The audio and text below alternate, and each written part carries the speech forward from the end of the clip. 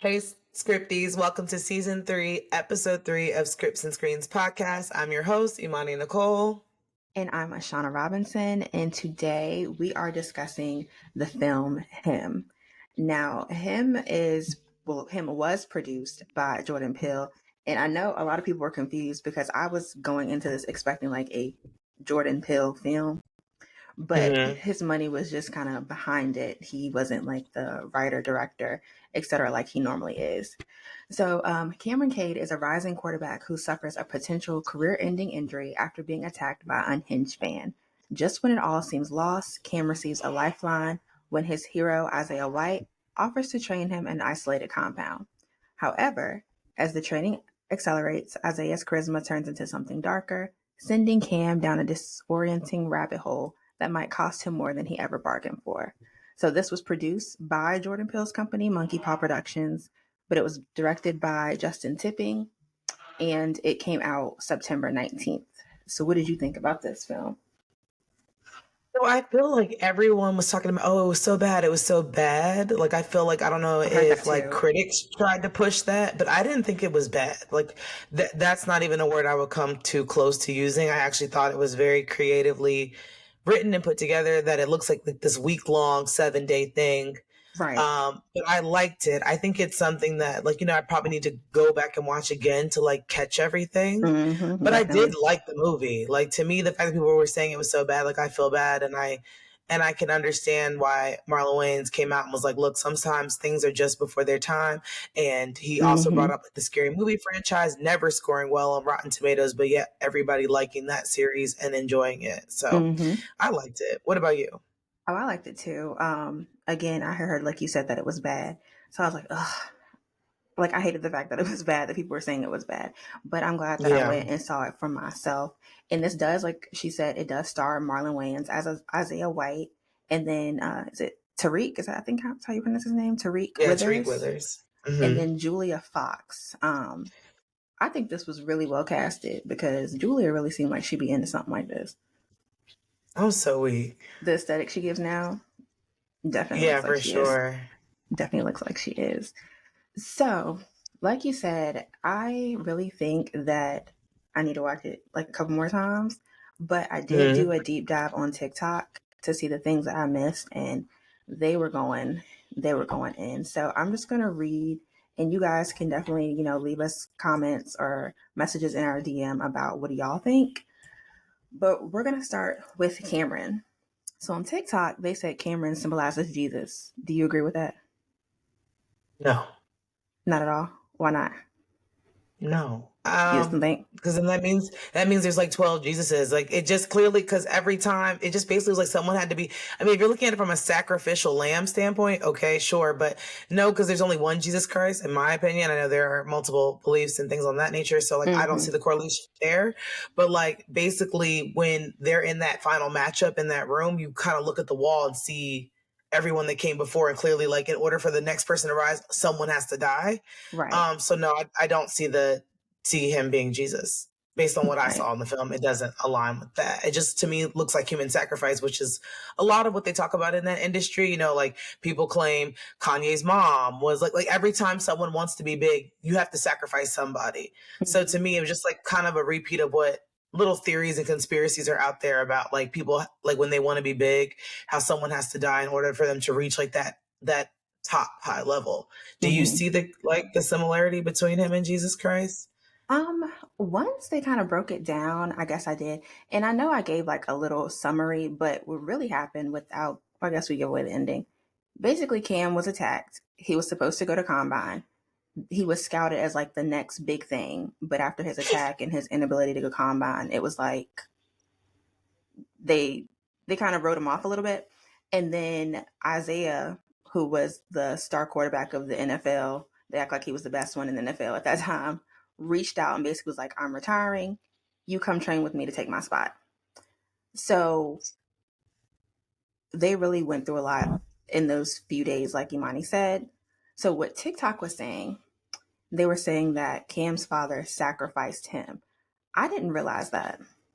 Did you get But yeah, that? I realized that. Yeah, because you saw at the end, you see him, um, shaking hands with the people that were in that room. Like, well, not the room, but when he finally goes outside and he's talking to the board and they want him to sign his name, you see pictures of his dad shaking hands. So yeah, I knew that. I Right. I got that just from it that was because like when I I looked remember at that. that. Yeah, I just thought that was just like he met the owner because he was a super fan. But now that like they said No. it, like I put it, I can see that. Yeah. So they said, of Yeah, course, and they like kept saying things like, this is what your dad wanted. Your dad set this up for you. So I right, figured that right. dad was like, okay, I want my son to be the top. I don't care what it takes, even if it means me like leaving this planet. Which he did end up doing. And I think I was eating my nachos too loud or something because I missed that.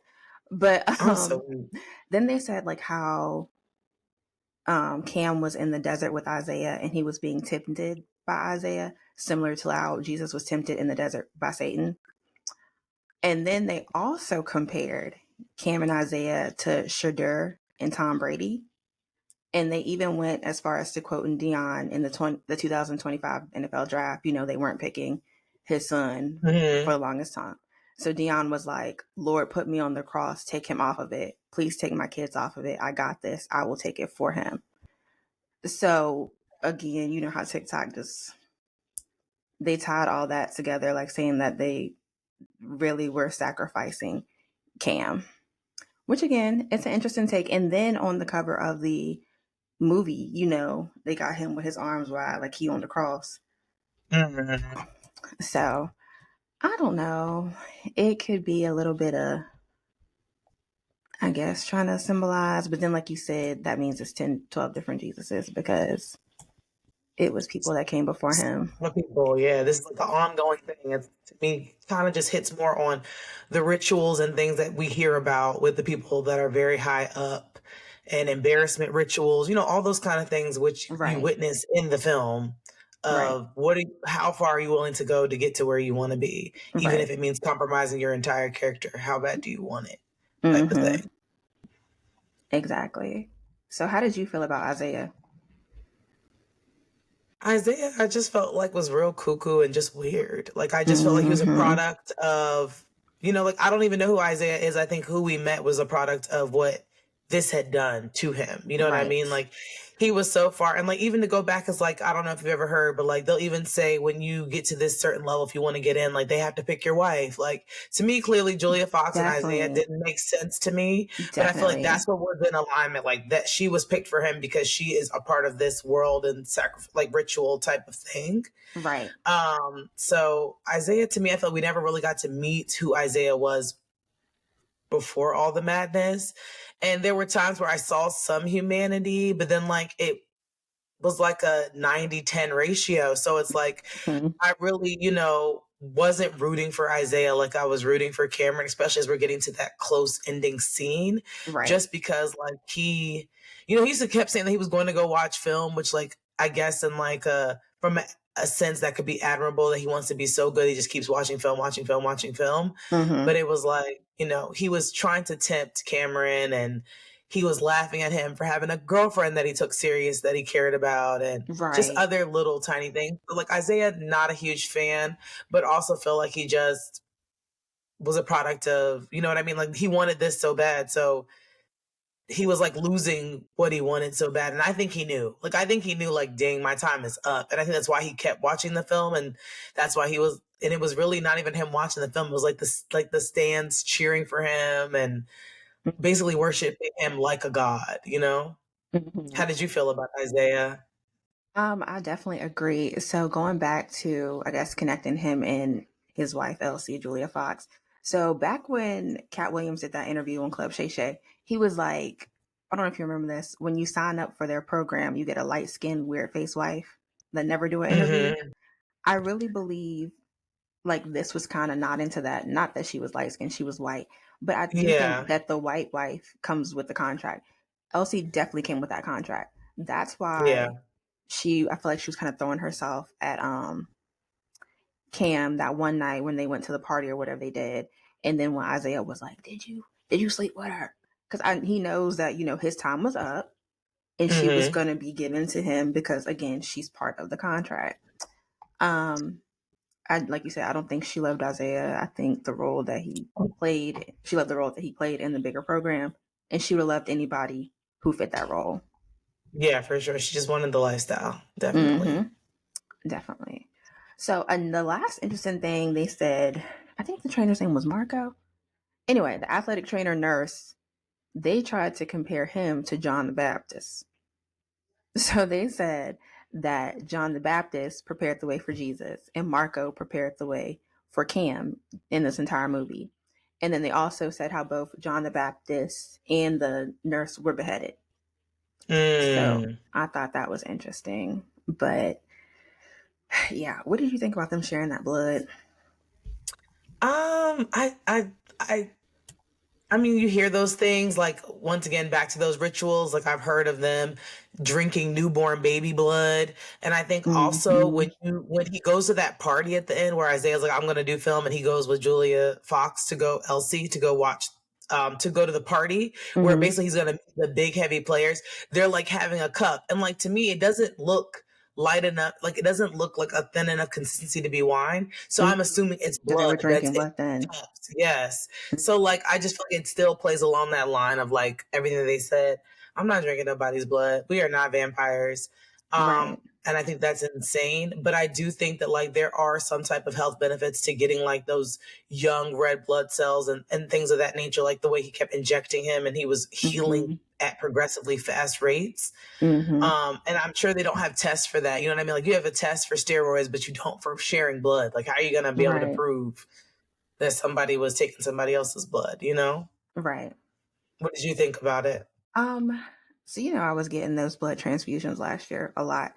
And I know this sounds Mhm. crazy, but I definitely could tell a difference in the quality of blood that I would get. Like, Wow. I remember I got this right before your birthday party. I got a blood Yeah. transfusion, and Imani, if I knew who gave me that blood, I would have sent them some money. It was so good. Like, Wow. I don't know if it's because like they eat clean or what it was, but I felt so Yeah. much better, and it was just a big difference compared to what I had gotten before.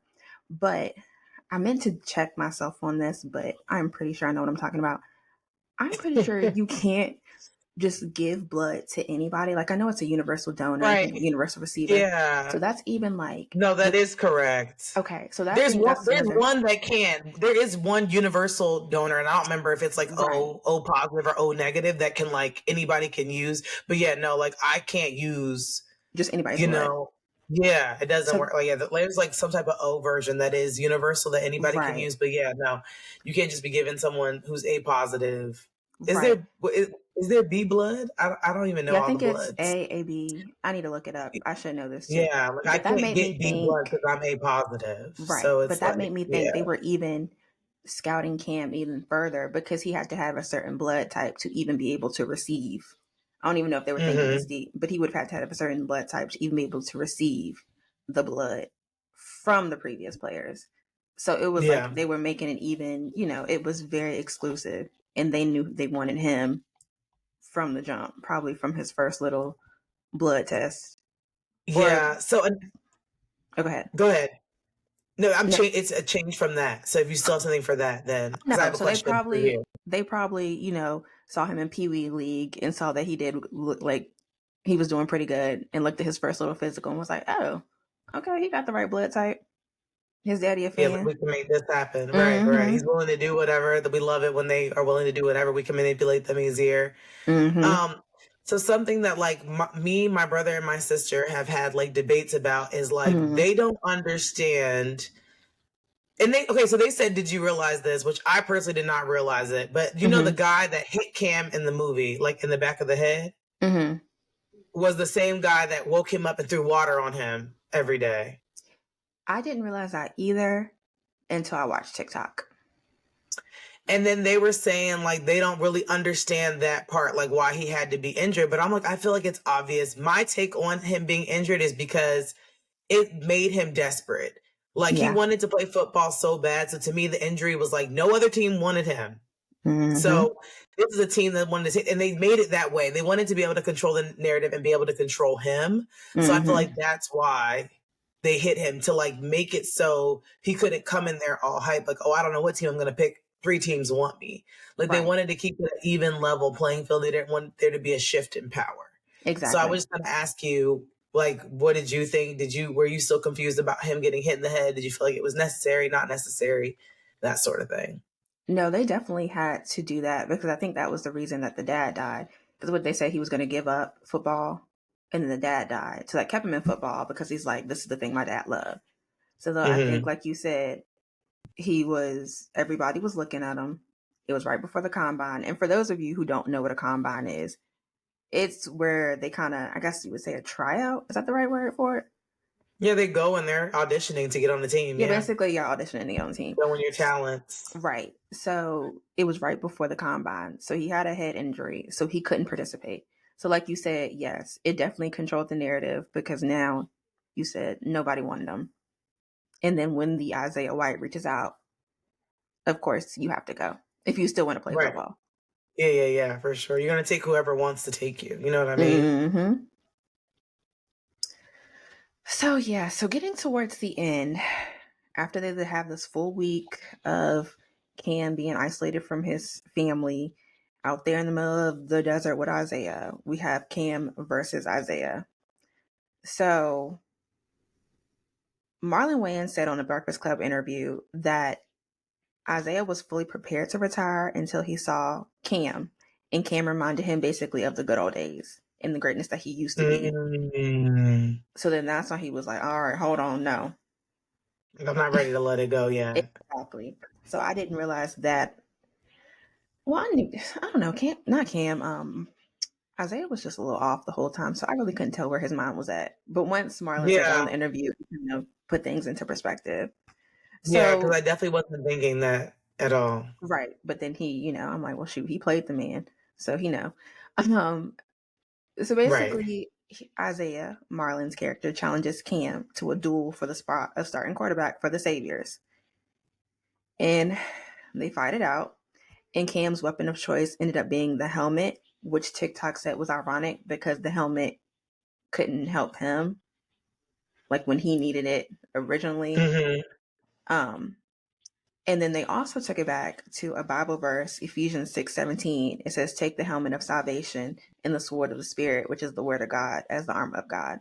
So again, they made that connection. Don't know if it had anything to do with each other, but that's what TikTok said. Uh-huh. And it's an interesting take. Yeah, for sure. Mm-hmm. For sure. I definitely didn't look at it as that deep. I didn't, when I was Right. watching it, I wasn't, Right. that didn't come across to me. I just looked at it like you're looking at the wall. No one on the wall is alive. So Mm-hmm. in order for it to come full circle, Isaiah essentially just must die. Right. And it just seems like too Right. much work that Isaiah had to do to keep, like, to me, it doesn't even seem worth it because it's like, okay, you get all these perks, but it's like everything's controlled. Like, it's not, you Exactly. have no freedom for real. Mm-hmm. And like, you're clearly going nuts. Like, to me, I feel like Isaiah was just on the verge of a mental breakdown. Like, Mm-hmm. even that scene with the footballs, like, this one, something that I forgot to mention, this movie was very gruesome. It's not Yeah. scary, but it is gruesome. Like, there was a lot of Yeah. times where I'm like this. Like, I'm literally like, oh my God, Mm-hmm. like, is it done? Because like that scene where if Isaiah didn't get the pass off and that guy kept getting hit in the face with the ball, and then the Yeah. guy being like, it was an honor to do this, like, I'll do it. Like, that was like, hang me up. I'm not, if this is what it takes, I ain't got it in me. It's like I'm they're not it overselling their then. soul. Like I know it's Yeah, focusing on Isaiah and Cam, exactly. but it was everybody sold Everybody their wanted a piece soul, of it. even down to the nurse. Remember, he was like, "I used to love this job. Like I used to love what I do." So he hadn't But seen his kids. right, he So I was don't even selling see his my soul. kids. I don't. And that was crazy. Very, Mm-hmm. very, very crazy. So yeah, in the final scene, like Cam realizes what you said, everything's being controlled. He's just basically playing Hmm. their game. So he slaughters all like everyone, starting with Julia down to the the owners. I mean, it was crazy. The cinematography was great though. I It love looking at it was. It was on. beautifully shot. Mm-hmm. Beautifully, beautifully shot. Even like before that last duel, just the movie throughout. I liked the text. I was like day one, day two. Just it was very aesthetically pleasing Please, and pretty to yes, watch. yes, it definitely was. So I enjoyed it. So I had a I question. did Do you think too. it's I did too. believable? But I think you answered that because I think we both think that this could possibly really be going on in the. I think there are like, little subsets of groups that control things, and like they can put the machine behind you, you know what I mean? Like to Mm-hmm. be bigger than what you are, they can push your music everywhere to a point where like, you know, you wouldn't be able to get here on your own. Like no matter how hard you try, like to be like globally recognized and like steady in the game for so many years, I do Right. think it takes, you know, that so I do think people do things. I don't know as far as like the which rituals are true of like when you decide to do it, like do they really kill someone you love? Like that to me is just Right. wild. Right. But I do think yes, there are a lot of things that are going on in that like celebrity realm. Mm-hmm. And you know, we still want the Epstein files. Right. Right. We've been We asking for them things for still half a want the year. Epstein files. Y'all keep talking about the sports betting scandal and everything else. We want the Epstein files. We want the Mm-hmm. Epstein files. So it's like there's a lot of stuff that I think goes on that we just don't know about that is covered up from, you know, all types of standpoints politically too. Like it's a little crazy. I think Mm-hmm. this is a very dark world and you just kind of got to find the light. But it Right. is very dark and easy to get, like, even in everyday life, to get convinced to do things that are just, you know, again, like your gut tells you is the wrong thing to do. But, Mm-hmm. like, you know, maybe you do it because you want the money or you want the attention, you want the fame. Mm-hmm. So you see that, I feel like, in everyday life, people doing those things. Do you Right. feel like it's believable? Oh, definitely. Yeah. Mm-hmm. And I think like with someone like Marlon behind it, and well, you know, being the lead, and then how long he's been in the industry, like I really feel like if he's, I don't know, if he co-signing it, yeah. Right, right. Like this Mm-hmm. is one of the OGs. And they Yeah. have a family of people like being in the industry. Like it's not just him, like Right. all of his brothers. Like this is something Right. where they've, you know, and then of course, Mm-hmm. like you mentioned earlier, we've had the Cat Williams interviews where there are Mm-hmm. numerous people that have talked about these things that are going on Mm-hmm. behind closed doors. And you know, him talking about Ludacris and his wife, and like, and then you start to say like, okay, wait, that I didn't think about that, but I see that. And I feel Mm-hmm. like, you know, Ludacris was in a lot of stuff where I just kind of couldn't really pin it. It's not like he's not a terrible actor, but like I definitely think, I don't know, and I'm not saying he's done a whole bunch of things to get to where he is, but you know, there's things that make you kind of question like, wait, oh wow. Yeah. And then, like, I've even heard things like Katy Perry has tried to sell her soul, but they don't want her. I just, I mean, hearing all kinds of stuff. Like, do you remember that song, like, So You Want to Play with Magic? Mm-hmm. Boy, you should Dark know. Horse. Yeah, they were saying, like, that kind of is a play on her trying to, like, sell her soul and that she's been And that was wanting a to get hit down, but too. was. And they were saying, like, they just don't want her ass, though. So I don't know. I have no Now I got to clue. go back and Yeah. re-listen and look at the lyrics. Look at the music video, all that stuff. Juicy J is in that song, but yeah, I'm sure there's so many things that go under that What we kind just of person do will you never have to be for them to not want your soul? know. Well, yeah, I think it's people that are like, you know, it's like when you're popular in school and you have the person that wants to get in, but they're trying too hard. So you're just like, they're just trying. They're trying too Oh, like hard she doing too because much. they said Doja Cat wants to get down so bad too. Yeah, they claim Doja Cat and Katy Perry want to get down so bad. I don't know. It's just little theories, but yeah, I don't know. It's an interesting dynamic and things like that. But I'm like, because to me, you ask me, Katy Perry's a huge star. Yeah, Like she's huge. right. And Doja Cat too. I don't think Doja Cat's to the extent of Katy Perry, but like I still think Doja Cat. I would say she's like a prominent, big Mm. figure in her realm. To go from like that little cow mew whatever song that she Yeah, had, Moo. Uh-huh. to, like the album she's like doing now. So Mm-hmm. yeah, I mean, I just think I think there is a lot of greed up top, you know what I mean? But I also don't know, like we see all these things and we think they make all this money, but it's just like any of us. Like the more money you make, the more you spend, and you might even do more Right. high risk things. And we hear about these stars that have so much money and go through it so quick, and like you never know outside of their regular bills, what are they paying, you know, quote unquote for? Right. What access are they trying to? What donations are getting them to walk through what doors? Mm-hmm. And you know, they say with the embarrassment rituals, they film you and they have these things and they can just, you know, so It's real crazy. 'Cause, you know, they got all that stuff coming out with Will Smith and what's his face, Lisa Ray's ex-husband. So I just don't know. Do you know his Oh, name? uh-uh. Hold on, I missed Yeah, that. Lisa Ray. Yes, they say Lisa Ray's husband and Will allegedly messed around. Child, I have no clue. Hold on. But I forget his name. But he's in a lot of stuff. Like once you look him up, ex-husband, you'll be like, oh yeah, I know who that is. You'll be like, oh, I've seen him before and stuff. You said Lisa Ray. She had a Light football skin Lisa Ray player. from Yeah. Players Club. So she dated a football player, Tony Martin, and then Michael Missick.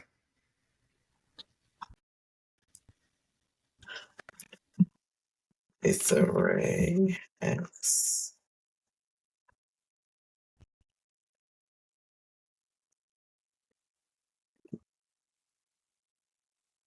This name. Lisa Ray speaks on Will Smith. Okay, Dwayne Martin. Oh, you talking about Tisha Campbell's husband? Okay, Teacher Campbell, my bad. Yeah, Gina.